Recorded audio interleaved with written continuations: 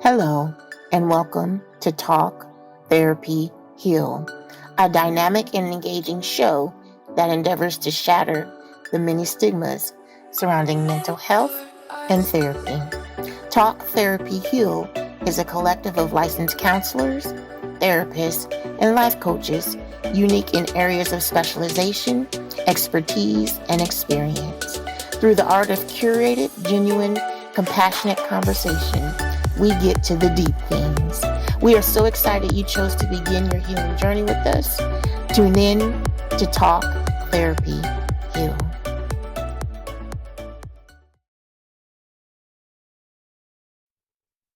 Hello, and welcome to Talk Therapy Heal, where we are a group of dynamic professionals sitting here talking about the struggles, challenges, and obstacles that we face in life. We have some curated conversations for you. Join us in Talk Therapy Heal. Hi, I'm Kenya. Hello, I'm Rachel. Hey, Larisha. Hey now, I'm Nikki. How y'all doing? I am Chantrell. We're continuing on yet again in our relationship series. So this episode is titled Red Flags, the Reasons Why Relationships Fail. Ooh, the red flag. Red flag. Red So, flags. Yeah. how we gonna start this off? Because I feel like we definitely need a definition for red flags. Do we give that definition? Yes. Let's go there. Okay. Rachel, let's give our definition. Red flags in relationships are warning signs that indicate unhealthy or manipulative behavior, such as like controlling behavior, lack of respect, gaslighting, emotional, physical abuse, just to name a few. Okay. I like that definition of what a red flag is. I was in a conversation recently where someone was talking about what their young daughter, had discussed about why we focus so much on the red flags that we miss the black flags. What's the black flag? So I was like, I same didn't even know it thing. was I black was like, flag. what is a black flag? Like, Yeah. girl, educate me with your 12-year-old self. Like, Right. please tell me what is a black flag. And it just got me to thinking, like, what is truly a black flag? So, All right. So a black flag is defined in relationships. Black flags in relationships are warning signs that suggest the relationship may be deeply unhealthy, harmful, or even dangerous. Unlike red flags, which indicate significant issues that could be addressed if recognized early and handled correctly, black flags usually signal severe issues that are often difficult or unsafe to repair. These signs often point to behavior patterns that may indicate abuse, control, or psychological harm. okay. So as I was processing this, and we were talking, we had a conversation yesterday about black flags and red flags. The way I processed it in my mind was the red flags has to do with the other person, right? What we see in the other person, what is going on with them, and then we determine whether or not we want to deal with it. But the black flags or internal things, those are things that we say are kind of our deal breakers, if you will, our non-negotiables. Those things that it's a hard no. But for her to make that statement that we are ignoring the black flags, that still goes back to we are not putting things in place that make sure that what we need or what we want is what we receive. So when we talk about black flags, I think that and there's some I think we were talking about a little earlier that shows up like manipulation, betrayal, control, amongst a lot of others, abuse, things like that. These are things that we say are absolute no for us. Why are we ignoring them? We don't know how to address them. Yeah. If we take it just a little bit deeper, it's also isolation, like the individual isolates the partner. There's a lack of empathy. You need empathy in relationships. Mm-hmm. There may even be illegal activities Yeah. going on in relationships, substance abuse, Mm-hmm. infidelity. Even though we may see infidelity as a red flag, it's a black flag because it's the non-negotiable. Mm-hmm. We don't want to be placed in situations to where commitment, loyalty, you know what I mean, and trust and all that stuff is broken. But yeah, it's so much deeper. You said non-negotiable. Right. You know what I mean? In essence, these are things, the black flags are things that we can identify in order to set up the boundaries, That right? part. So this mistreatment doesn't happen. Yes. That's good. So then what I'm hearing is the reason that we overlook black flags as well as red flags is a lack of boundaries. Mm-hmm. Yeah. Go back and look at our previous session. Right, on boundaries. I think another reason too, and of course I continue to always go back to this, but fantasy versus reality. So because it was something you mentioned in a previous episode, and I know in that episode Rachel was speaking about journaling and how you feel, and we were talking about feelings, and you were talking about how, and I think that was the same episode, what we seen growing up. And the individual riding in on the white horse and kissing and all this type of things. A lot of times in our childhood, I could say probably for us, because we came up in the, and probably our parents too, in that you read so many books and you got the Pizza Hut coupon for your personal pan pizza. Y'all remember that? But they used to tell us in that era that if you read a book, it will take you anywhere. So I believe a lot of people got caught up in fantasy as well as the movies that we've seen and, television shows. So whether it be, oh, I want a mom like Claire Huxtable. So you may have a mom or a father that is not like, what was it Cliff? Cliff. Yeah. The Huxtable, the daddy, Yeah, the Huxtable daddy. But you may, in your mind, that's what you wanted because that's what you've seen. And so I want that so bad in my fantasy that I will ignore the manipulation. I will ignore, my parents treat me like this or whatever. And or we can flip over to Martin and Gina because in the 90s, everybody wanted that type, or Leave It to Beaver, whatever. And so it's like, I want this so bad that I am not going to look at him for who he actually is in reality. I'm going to assign him as a character in my head. That's good. Ooh, I want us, because I want us to stick with what we deem as our flags, right? The red flags, going back to our red flags. And you mentioned I'm going to talk. Manipulation. Manipulation. And so I want us to kind of talk about recognizing the manipulation as a warning sign. So manipulation can be difficult to spot, right? We know that because especially in the early stages of a relationship, I feel like the more deeper you get into it, the more it might be noticeable. But it's often disguised as care or concern. Over time, however, it becomes a tool that one partner uses to influence or control the other's thoughts, actions, or feelings for personal gain. Common forms of manipulation include guilt tripping, excessive flattery, and emotional blackmail, which can make the person on the receiving end feel responsible for the manipulator's happiness. So think about in relationships where, oh my God, that just the control, the influence, the things that you say to people that puts them in a position where they feel like, oh, I don't want to upset him. So I'm not going to wear that because he doesn't like it when I wear that, or he says that doesn't look good on me.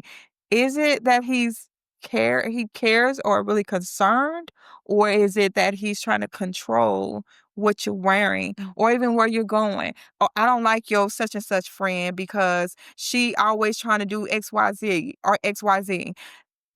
I'm not saying all the time that he or she might be wrong, but you got to really take some time to think about that.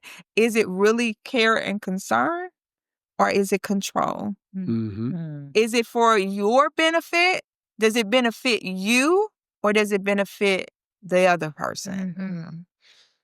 Yeah. I think that is a fine line that we have to take a look at, because based off of some previous sessions that we've recorded, this is a good one. I think when it comes to control, we have to take a look at what is your definition of control, because the two people's definitions could be very different. And if I say, I want you to do this because I fear for this or whatever, that may not be control. Whereas another person said, well, he's just trying to tell you what to do. Don't do this, that, and the other. You listen to your friend and they're telling you that's a form of control. It could be something very different. That's between those two individuals to kind of work out. I want to, so I want you to stay with that, but I want to pause real quick in that, because we're talking about control, and we were talking, I think off camera, we was talking about how when you may see danger and your wife doesn't know that there's danger, but you do something to make her get out of the way. If she questioned that, then it brings conflict within the boundaries of the relationship. But here's what I want to point out, though. If you find yourself constantly compromising your needs and values to avoid conflict, then that's manipulation. Absolutely. So if you're coming in to save, remember I was telling y'all how sometimes I had to learn to allow my husband to lead in certain ways because I question everything. So it's like when he tell me, don't go that way, go this way. Why? Yeah. He was doing it out of care and concern. Absolutely. Not in a way to control where I walked or where I went. I had to learn that. But if I found myself every time, don't go that way, don't go over there and hang out with her, am I constantly compromising my needs and my values to avoid conflict with you so I go along with you? That's when you determine whether or not it's care, concern, or manipulation. Absolutely. And I think the key word that you said there is, it basically leads to communication. If I say that I have a concern in this area, if you say why, that's my time to express that. And if it lines up then to say, oh, it's because he cares, now that's one thing. But if it's like, because I said so and that's what you're going to do, that starts to tell you that it's something else. And that's why people have to pay attention when they are dating, in relationships. Go deeper than what you normally would. That's why I believe communication is one of the biggest reasons why a relationship fails, because we fail to really go deeper into those conversations, because a lot of people think, well, even though I don't like something about that person, I can change them. And the thing that I have that I believe is like, what is it that you have that everybody else ain't got that makes you think you can change them? Because our makeup is pretty much all the same. So what's so good about you? And people look over that when it comes to that communication piece, because they'll say, instead of me saying something, I'll just go along. But then when you get married or whatever, that person's going to expect that and then some. And then you lose the relationship because, but I'm not willing to give up myself for that, but you did it when you were dating. So you ignored the red flags when you were dating to get the ring, and then expect you can change that individual once they married. In the marriage. And the red flag has then one black. So think about it like this. It's a lot of things, like Shan said in some previous sessions, there's a lot of cliches that are out there that we don't really pay attention to that really tear up relationships. The one that I really just despise a lot is happy wife, happy life. So that implies to me that as long as the wife is happy, everything else is going to be all right. When the man is in that position where he's enmeshed, giving up himself for her. But then the other one is whatever you did to get that man or woman, you got to do to keep that man or woman. And so people go off of that for so much. And basically what that says is, you were doing this piece right here. You were cooking, cleaning, and all that stuff. And then you get married, you feel like you got him. Now I'm going to stop. No, he's still expecting that same thing because this is what you presented. Nobody goes to McDonald's and say, hey, I like a double quarter pounder with cheese, fries, and a milkshake. And just because you get to the window, they give you a Dr. Pepper with that fish sandwich and you don't get nothing. They want what they order. Right. They want what they order. Mr. King, your analogies. You about to make us hungry? Sandwiches. Come on now. The little no, I missed that McRib. That was back. I don't Yeah, know that was back in the day. Yeah. Real food. That McRib was hard to I used to work there. Oh my goodness. Wow. So what I'm hearing you say is, one, we teach people how to treat us. The other is what you started with, that expectation, you have to maintain or keep that up. Am I hearing you correctly? To a point, yeah. Okay. So think about this. And Shannon and I went through this. I remember we met, we were dating, I'd open doors and do all that stuff. She kind of came in and was like, look, I really don't need, I can open doors for myself. I didn't say it like that. Yeah. It had a lot more attitude. Yeah. But I was like, okay. Negro. I was like, okay, fine. Then I just let her do it. And then she comes back and says, babe, why don't you open up doors and stuff? And you told me you didn't want to. You said you was independent, this, that, and that. She said, I would really like if you would start doing that again.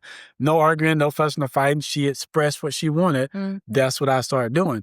Communication is working. You express what you want, and then you find that happy medium to say, this is what we need to do to make our relationship work, and you go with it.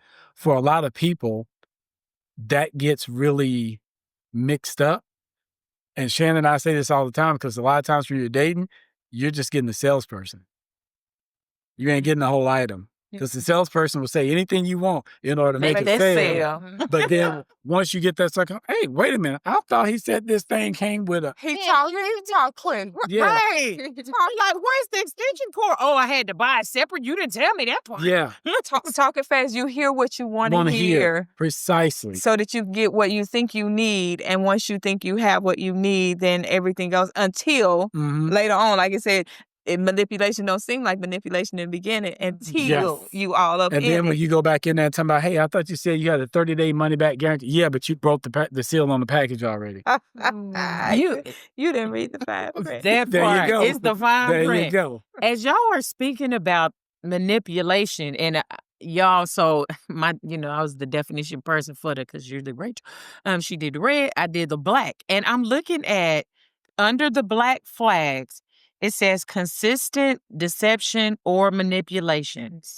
Consistent. Oh. So now I'm seeing the difference between the red and the black. Yes. The black is you ain't missing no beats. We're talking about that. Yeah. It's the thing that it stays. You don't change up on it. So, and then I guess to your point where we talk about I can allow certain things or I lay it down because, I don't want nobody to lie to me. But he just told one lie. I can. One little few. I can get over it. But then but then it becomes consistent. Yeah. So this is what it says under consistent deception or manipulation. There's chronic lying. Now, gaslighting. Now I know as a therapist, I've always heard this term, but it says making the other person question their reality. Yeah. That's it. Yeah. I'm like, what? Yeah. Or using emotional manipulation to control or confuse the partner are strong black flags. Going back to what I said, I don't like it when you hang out with such and such because she's not a good person and all this. So now you're starting to question your relationship with people. And if you don't really take time to look into it, is this really about me or is it about him? Right. And I also think it's when it's kind of like gaslighting and manipulation. The only reason why you say that because you have crazy. There's something wrong with you, and so you start to question like, well, is it something really wrong with me? And so you give in, and so when that person says, "Well, I got him," every time something comes up, they go say that same thing, do that same thing over again, and we fail to see that. What do y'all think about you? We call it is it the Stockholm syndrome? When ain't nobody gonna love you like I love you, or some to that point. You can't get nobody better than me. Yeah. So that form of manipulation. I can't talk tonight. Manipulation. Nobody's gonna love you like I love you. Oh, so I'm not lovable. Yeah. And This is the best that I'm gonna get. They internalize what the person says. So, Absolutely. So I wonder, how can people learn to trust their intuition? Right? When they do sense red flags, how do we train them to discern, hey, I am noticing this. So y'all been talking about what the red flags are, but how do we train our listeners on how to pick up on it? So I would say spotting. Okay, let me go back. Self-reflection. Document interactions and trust that gut instinct. Right. And I want to expound on the self-reflection. I want to expound a little bit on all of them. Again, going back to that, if you find yourself constantly compromising your value, your needs, then to avoid conflict, then you need to look at that. The document interaction. So I would suggest journaling your interactions with people, noting instances where you feel guilty, coerced, or as though you're walking on eggshells. Write these down to help identify patterns that may not be obvious in day-to-day interactions. So it might not happen every day. It might not, and it might be subtle, so subtle, especially like we said in the beginning of a relationship, it's so subtle you don't see it. So document what you're experiencing with the person. Especially we talked about in one episode of We Are Family, where if you leave the relationship or you leave that person, how do you feel? What's going on in your body? What's happening when you have an interaction with that person? How do you feel afterwards? So being able to go back and reflect on that. The trust in the gut instinct. Manipulation can often leave people feeling off without a clear reason. So something ain't right and I just don't know what it is. Trust your intuition. If something feels wrong, it probably is. It's worth examining. Absolutely. Absolutely. Have you guys ever heard the story about the old man and the snake? Not Kenya. Look, I done heard it from him. You know, you done asked us in 2 shows, do we like snakes? What's up with the There was an old man that was traveling down the road one day. It was very cold, storming outside, raining, and he comes across a snake that had somehow been injured in the road. He picks the snake up, takes him back to his cottage where it's nice and warm. He fed the snake. He bandaged the snake up, took care of him all the way to the spring, got the snake back up to health. One day he was getting ready to go out and pick the snake up, and he put him in his chest, and the snake bit him. The man is sitting there. He pulls the snake out and says, "Hey, I don't understand. I did all this for you, and yet you turn around and bite me?" And the snake says, "You knew I was a snake when you picked me up." So for a lot of individuals, when it comes to relationships, while they're out there dating, they know exactly what they pick up. And when they get bit, then they want to act like something's wrong. Can I please? Please. Can I please? Please. Because something that get on my counseling last nerves is when, I'm going to say we as a people, not all of us, but we ignore the circus of flags, whether it be red, yellow, black, green, and the word narcissist. If I hear that word one more time, I promise God, I'm screaming. I'm gonna scream. Y'all gonna hear me around the world. And I think why I get bothered is because people will jump onto the cliche bandwagon, not even knowing, so you ignore the flags, red, black, or both. You got into the relationship because of the fairy tale in your head and the role that you wanted this man or woman to play, and you didn't even tell them about the role.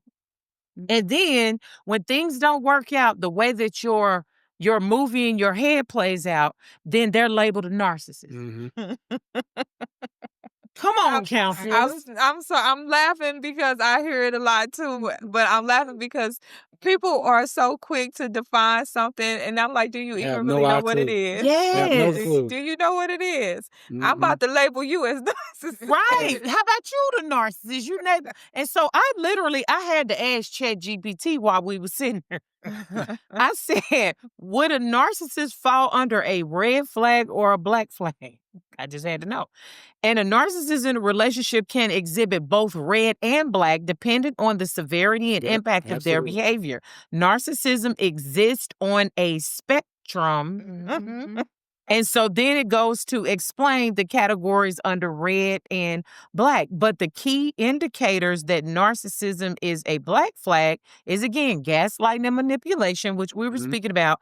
This extreme entitlement or lack of accountability. So we always hear about lack of accountability, but that coupled with extreme entitlement, and that says refusing to take responsibility for harmful actions and shifting blame to the partner. Absolutely. Hold up, because I know somebody who is just like that. We all know. We all know him. We all know him. We do. I ain't gonna speak no names. I ain't gonna speak no name. Yes. But y'all know who I'm talking Yeah, about. I do. Exactly. Oh Exactly. my God. Look, we speaking. Look at it's the eyes. Go ahead. Look, we Go ahead, speaking like Bugs. Go ahead, Bugs.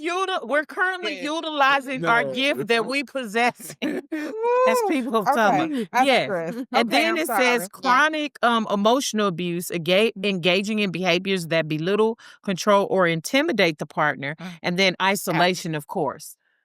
So it says if you recognize these black flag behaviors, it's typically advised to seek support from trusted people or professionals.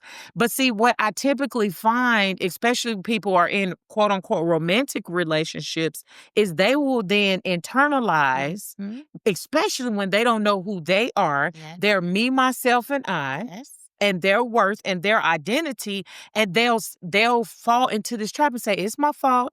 I'm not good enough. My mama and daddy told me I wasn't good enough. My ex-husband. And now and then you fall into these behaviors, and then you wonder why you leave this person who's a certified narcissist, according to the DSM, and then you go find a narcissist in 2 or 3 other individuals. The same person in a different body. Yes.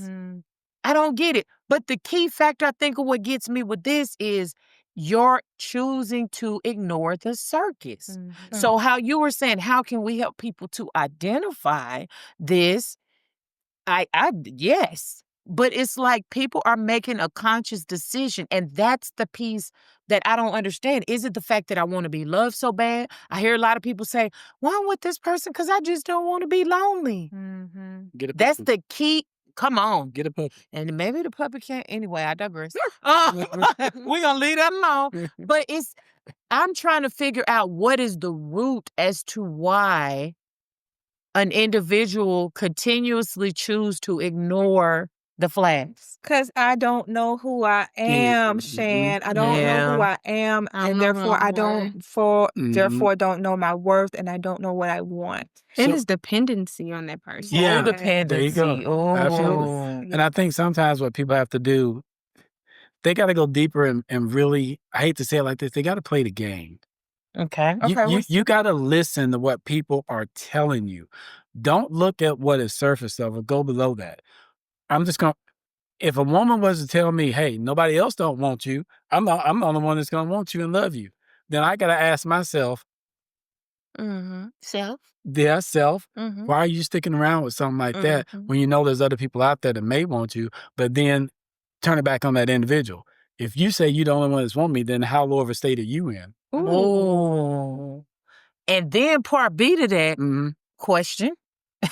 You know, I'm always bringing up questions. When individuals find themselves in a relationship like that, and nobody else is going, because I hear this a lot, especially when it comes to women who were single moms, especially like in the 90s, early 2000s. Nobody's going to want you with all them kids. You know, even though this is that person's kid, why do the individual get upset that spewed this when you end up with someone who does exactly opposite of what they said about you? Yeah, because they was just manipulating. They was gaslighting, and they try to use those tricks to get you to stay. But the trick to get a person to stay is just keep loving that person the way they need to be loved in the relationship. I got a question because okay, we're talking about these red flags, the black flags, and understanding, and like you said, Rachel, like how do we help a person, I guess, identify and understand certain things? But when we're trying to make sure we're choosing the right mate or choosing the person that we want to date, and we are trying to avoid the red and the black flags and things like that, when do you all think it's appropriate in dating to ask deep questions? Because what I find is that people like to stay on the surface and they're afraid of the deep, but some people shun. When I'm hearing different aspects from different people who's out there dating, they're talking like some people are not ready to go deep. Some people are. So when would you tell a person this is an appropriate time for you to ask those deep questions? Oh, I was about to say this. This is something I must actually agree. And it's going to answer your question, but the first thing that came to my mind is my aunt was saying how she was having a conversation with her children. One thing that we're so quick to do is assign a title. This is my girlfriend. This is my boyfriend, whatever. And she said, no, you get to know that person first. So we stay in a friendship stage. Then in that friendship stage, in the beginning, it may be surface. And probably after, maybe 2 or 3 months, because, most people be married by the end, that was us. 2 to 3 months, when you really believe like, hey, we both agree that we are going to just be exclusive, just you and I. At that point, let's get to know each other at a deeper level. I don't think people go through the stages. They go from I like you, you fine, you sexy, you was in my DMs, boom, let's get married and meet me at the altar in your white dress. Did that just come up? It did. But right, I was about to sing it. But the thing is, I said, wow, auntie, that is good. Because that's true. We automatically think when we go in a relationship, we skip the conversation piece that we talking about. We sure skip the deep part. We ain't going in the deep end. I can't even swim. I'm going to stay down here in the wading pool. And then I think the false narratives in our head is, I'll learn more about him or her once we get married. Mm-hmm. And we sure haven't done no premarital counseling because I don't want to learn anything. So to answer your question, I think it's when you both have made the agreement. Because nowadays, some jokers be like, we've been in each other's DMs and we've been talking for a whole week. You mine, I'm with you. It's like a possession. Yeah. It is that quick. But we should be in the friend zone until we both agree that we're going to that next level. Now, when we go to the next level, we say we're exclusive, boyfriend, girlfriend, whatever you're going to call it.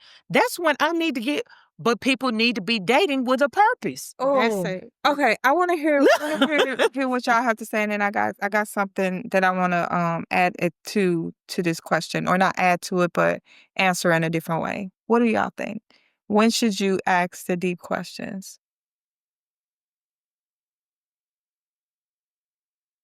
I think it starts with self, to be honest, because Well, no. I want you to think in terms of relationship. I'm dating somebody, or with the intent to date, or we're talking. When should I start asking this other person deep I questions? understand that. Okay. And it starts with Self. self. Okay. Because if you're not ready to ask the question, then you're not going to ask the question. Oh, that was good. Okay. That's good.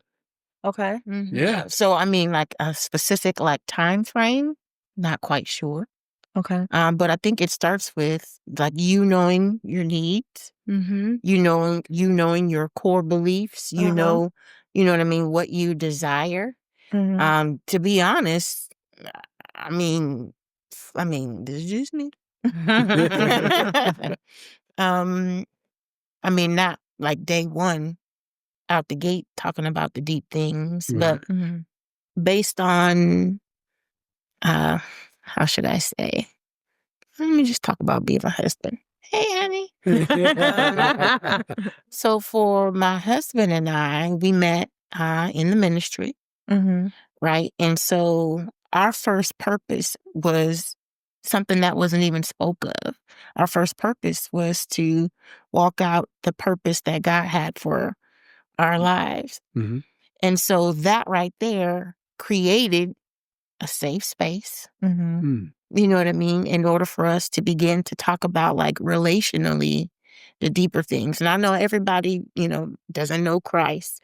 And I know everybody, doesn't know God or may have a different belief system. But I think, how should I say? There has to be a level of intimacy. And I'm not talking about the physical, the sexual side of the intimacy. And so whenever that development of that closeness, that intimacy takes place, then those deeper questions can be asked and worked through. Okay. Okay. But you have to get there. That's the thing. Yeah. You know what I mean? You have to get there. And so it starts with healthy behaviors. You know what I mean? Healthy actions. Like he, often listened. We was the ones on the phone talking to all hours. I know we was grown. Come on, bro. You know what I'm saying? Talking on the phone to all hours of the night. Did your phone have a line on it? You dating yourself. Don't answer that. No, it was cordless by then. Right. I can't even remember. But we was on the phone. We gotta ask. I think he had a cord. Oh, you wrong. He had a cord. I think I was on a cord. Oh, man. But Talking my phone about but no, I think relationally, it starts with you, like where you are, Okay. because you can't get from A to Z without doing the things in the middle. Okay, I can agree with that. Yeah, but it's difficult. Yeah. It's difficult when you haven't seen healthy model. Yeah. You know what I mean? It's difficult when you've come out of, you know what I mean? And we have both just came out of, you know what I mean, some things. But we we realized what wasn't working for us. And we instituted things that worked for us. And I know that sounds so simple. But we were like, well, we ain't trying to do this. We ain't trying to do this. We ain't trying to do this. I mean, we like named the things. Okay. You know what I mean? The non-negotiables. You know what I mean? That we weren't going to embark on, that we weren't going to experience. You know what I mean? In the relationship. But our relationship, oh my goodness. That's testimony in and of itself. But it starts with you. Okay. It starts with you. Okay. We talk about consistently about identity. But it literally starts with you. Okay. I see what you're saying. Yeah. And I would say in this day and age, they should have deep conversations before they're in between the sheets, before they live in and move in together, before you give them your car, before they start watching your kids. Like, it starts early because people move so fast that, I mean, they don't lay foundation. And so I believe that's the foundational piece of a relationship, is having hard conversations early and just normalizing deep conversations, asking really revealing questions, because you're truly trying to know somebody's character. Exactly. And you said it earlier, and I agree. Like, I dated my husband with a purpose. I knew that the next one was going to be the last one. Say that again. Won't he do it? Yes, he will. So it worked out, and we agreed. We agreed on that early, right? So our intentions were, we were asking questions because we knew we was going to get married. So, but in this day and age, it's before you start doing married-like things. Okay. What you have to say? I'm a little bit different. I think that sometimes you got to go deep whenever the situation allows it. And so I'll give you an example with Shannon and I. I called her one day and said, hey, I'm coming to pick you up and take you out to eat. She's like, all right, fine. And so come down and I pick her up and we're going down the road and she's like, well, where are you going? I said, I'm taking you out to eat. She said, but we just passed McDonald's and this, that, and that. I said, when I take you out on a date, that's not where we're going. We're going to eat. And I said, why? She said, no one has ever taken me to a nice restaurant before. Right then is that time to have that deep conversation to say, my expectation of taking you out on a date is this. If you never experienced this before, if you're with me, this is what you might as well get used to. And we did that so much in our relationship that it kind of paved the way. Like we always said, we had our ups and downs and our struggles, but a lot of our stuff came from situational when things first came up. I think for some individuals, what they really have to do is, you know yourself, work on yourself first. That's why, that way you know what you're presenting to somebody else. So to take it a little not further, but I wanted to ask that question because one, that's a question that comes up in the therapy room. But I was having a conversation with some women who are healed. They know themselves. And so I guess that was the perspective that I was thinking of especially when you're dealing with people who are in the counseling room or who's doing the work. They have gotten here. Their wish is to date, is to be with someone, but they don't want to waste their time. So in having this conversation with the other women, they said immediately, start the deep conversations immediately, because one, you don't want to waste your time on people who are not worthy of your time. And that weeds out you falling for someone and accepting red flags and black flags when you didn't want to. So you start that deep conversation early. So no more, because like you said, Rachel, people are moving fast in relationships. They are getting out there and getting to it, because some people know what they want, but then they are choosing people who probably don't, or who maybe don't know what they want.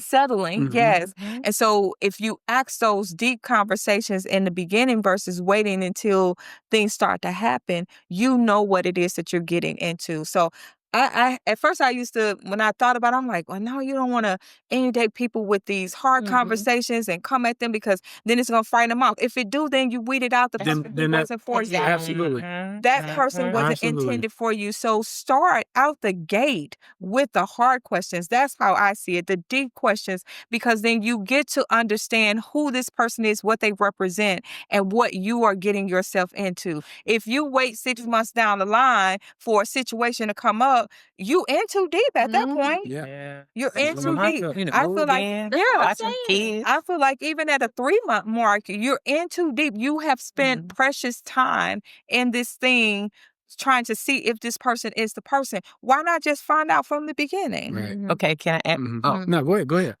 Y'all know how I do. So I was going to ask this. And we understand that this day and age is different. And red flags, black flags, got it. What I was going to ask is how long we've been married, and how long did it take for us to like really get to the meat of intentionally being with this person? Oh, child, when I hear. So, and I'm only saying like for the people, because I guarantee you there are a lot of singles that are watching this, and you know, some may take it as, well, they've been married so long that but we're where you desire to be. So don't discount, don't throw out the baby with the bathwater. That's what the old folks used to say. So that's what I was going to ask. How many years married? And to your point, the question that you asked, when did, I guess you say you start asking the hard questions? Oh, okay. So I've been married. What's this year? 2025? 2025. 25. I've been married. Lord Jesus. 23 years. 23 years. I said it jokingly, but I am so serious. When I healed is when I really went deep, because at that point I knew myself. When I first got married, I didn't know myself. I had no clue who I was. I got married. I ain't gonna tell y'all, because then y'all gonna figure out my age. And she is young. Come on, Shay. Come on. Listen, come on, Shay. Yes. But I had to heal, and that took a lot of time. I would say at this standpoint of being married 23 years, I would say probably in the last 5 years of my marriage is when things really began to get deep. Okay. Because at that point, I knew who Nikki was. I knew what Nikki wanted. And I knew what Nikki didn't want. Now, I'm not going to say things were rectified and came to a head and a closure and began to flourish. That 5-year point when I began to know me, that's the start of when it began, of knowing or getting to know him and he getting to know me, the real true me. And so that's a long time to be in a relationship already and be lost. Mrs. Perlow.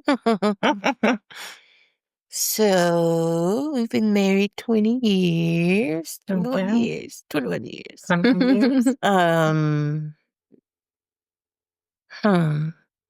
When did it get deep? I would say maybe about 10 or 11 years in. But it only got deep because we had to deal with a challenge of the passing of our fathers. And so I got to see different sides, and he got to see different sides. Wow.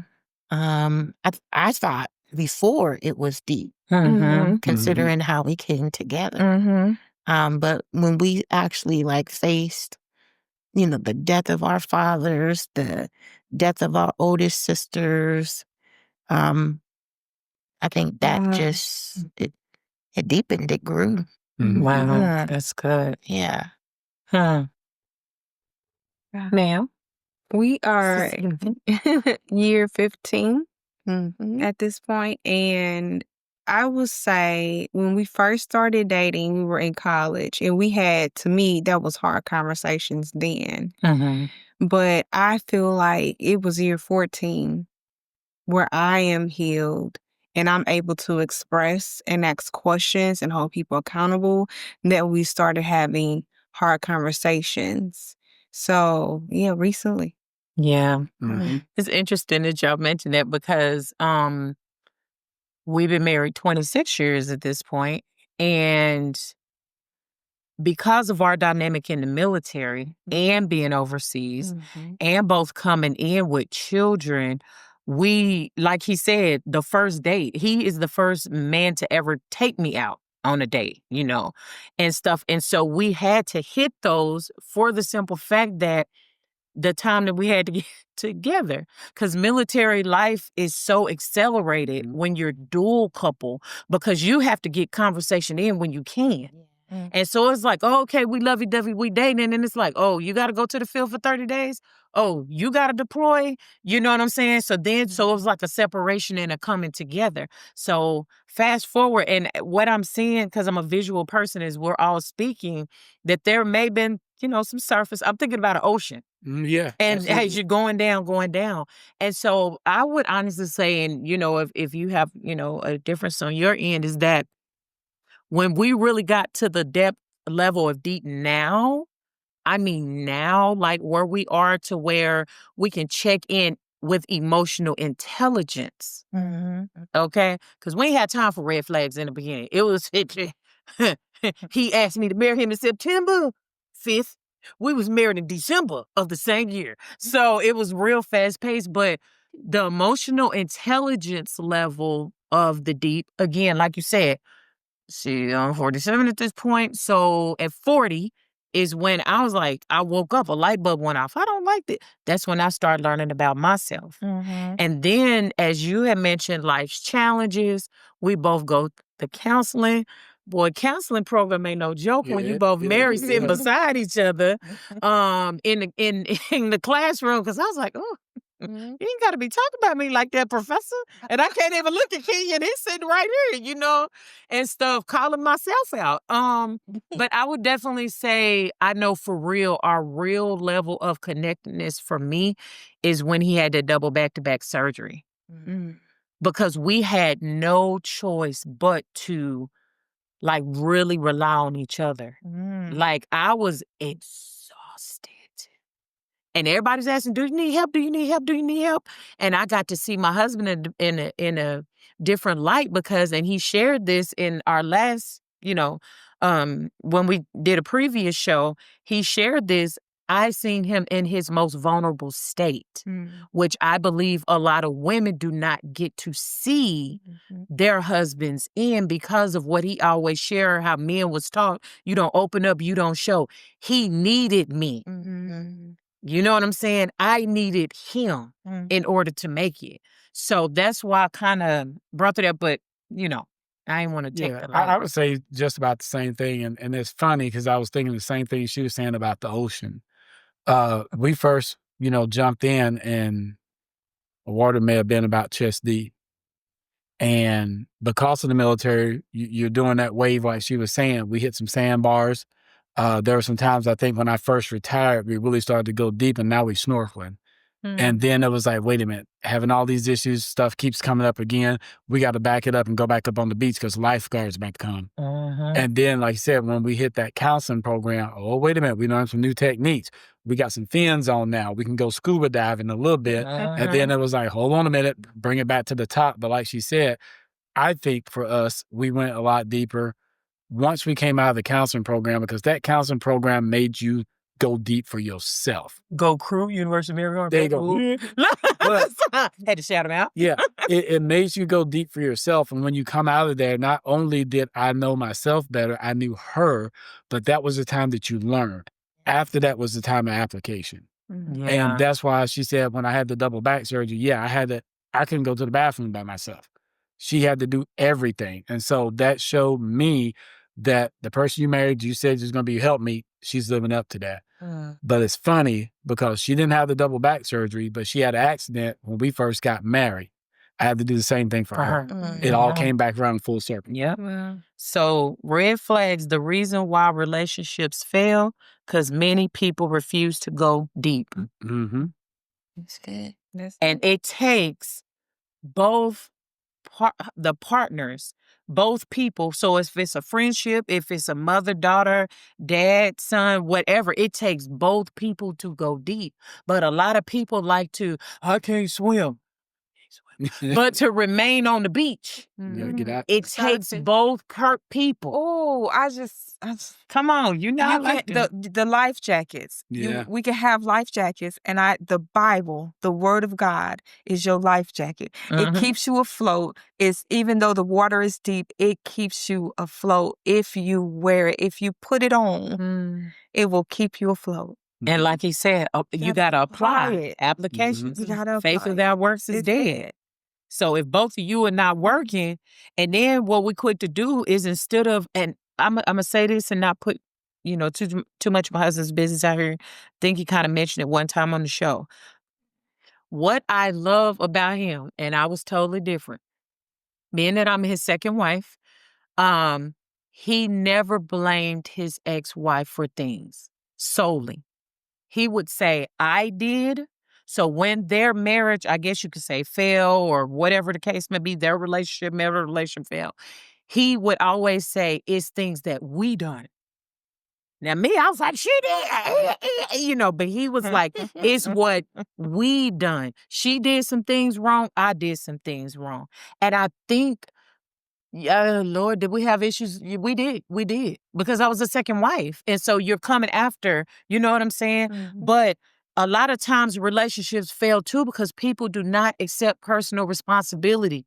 So to humble yourself, put that pride aside and say, baby, he told y'all about opening up. He didn't tell y'all the time frame.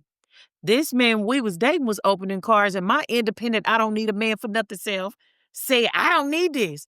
But I did not realize that this is what men do. Excuse me, correction, Southern gentlemen. No knock to the Midwesters, they may do it up there too. But I just know what I know. So this is what a East Texas man do is open doors.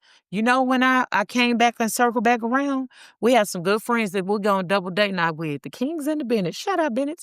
And that man, baby, she don't touch no door. She told me, what are you doing? And they've been married the same amount of time. I said, what are you? She said, we don't touch doors. And I was like, iron sharpening iron, right? It's not that I was copying. But then I sat back and I reflected. 25 years later was the time frame. And I was like, oh, man, I want this. I had to put my pride aside. And I had to go back to him and say, baby, I apologize. You were doing this for me in the beginning. Put your pride aside. Yeah. You were doing this for me in the beginning. A lot of reasons why relationships fail is pride. And pride comes before what? The fall. Fail. Mm-hmm. Didn't mean to preach. No. I'm just saying. And that's Pass good. the offering plate. And in the same manner, it can be male or female, but I want to talk to the male specifically. Come on, talk to him.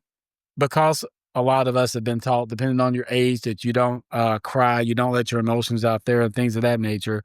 A lot of marriages and relationships fail because the men don't open up themselves to let the woman be the helpmeet.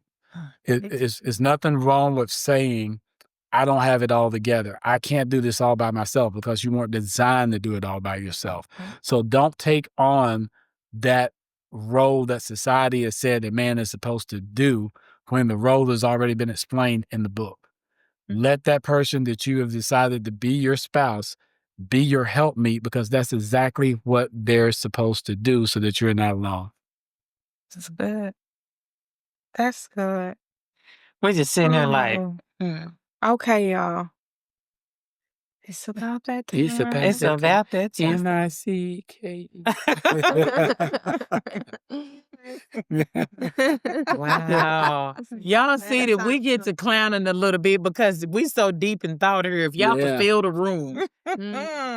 Wow. Woo, it's about that time. Okay, so we've learned a lot. We've learned a lot. We learned about black flags, red flags. I bet y'all didn't know about black flags. Y'all do now? Right. Yeah, do now. We've learned about what they mean and how they show up, how to combat them. We got to put our pride aside. We have to apply things. We have to show up. We have to know ourselves. We have to be able to speak, communicate our needs, our wants, because people don't read minds. I know y'all think men do, women, they don't. Right. Half the time ain't nothing going on up there in their brain. Football and Right. And cars. I mean, food. Okay. Yep, food for yours. Yes. Work. So y'all gotta think. Come on, we gotta think. We gotta think and think well. Right. It's not to say that men can't feel or they can't do certain things and be present in the moment, because they can. They definitely can. But are we holding them accountable, or are they holding themselves accountable? Because it can't always be on us. But absolutely. Women, speak up. Men, speak up. Again, no one can read your mind. No one knows what your needs are besides you. If you don't communicate them, they will go out into the sea of forgetfulness to never be seen or heard of. Use your voice. Use your voice. Recognize the flags. See what needs to change within you so that you can get the relationship you desire. Absolutely. But don't set aside the red or the black flags. Address them. Address them. Y'all have anything else y'all want to add? I think that's it. Yes. Go into the deep together. Yes. Stop remaining surface. Yes. Get off the beach. Yes. And it's okay to go into the deep early. Early. You don't have to wait. I know people want to put these stipulations in place to say you shouldn't be asking this or doing this early into a relationship. But when you're getting to know someone, you want to get to know them. Yeah. You don't want to get to know what they look like. You want to get to know who they are. Pull out that owner's manual. Don't just go by what the dealers say. Pull out the owner's manual. Pull out the owner's manual. Absolutely. Read. Ask questions. Yes. Intuition. Yes. And all I get and get understand. Absolutely. Absolutely. So we want to thank you all so much for joining us here tonight on Talk Therapy Heal. Again, like what I always say, I hope that something that was said in a way that it will penetrate your mind, penetrate your spirit, that will cause you to want to look inwardly and make necessary changes so that you can become a better version of yourself. Become that better version. Be that better version. Before y'all hit that end button and y'all log off, don't forget to hit that like button, because we are likable. Yes, we are. Don't forget to subscribe and hit that notification bell. We want to see y'all back here. If y'all got questions, please ask. Type them in. Put them in the comments. We will definitely address. But we'll see y'all next time on Talk Therapy Heal. Bye, y'all. Bye.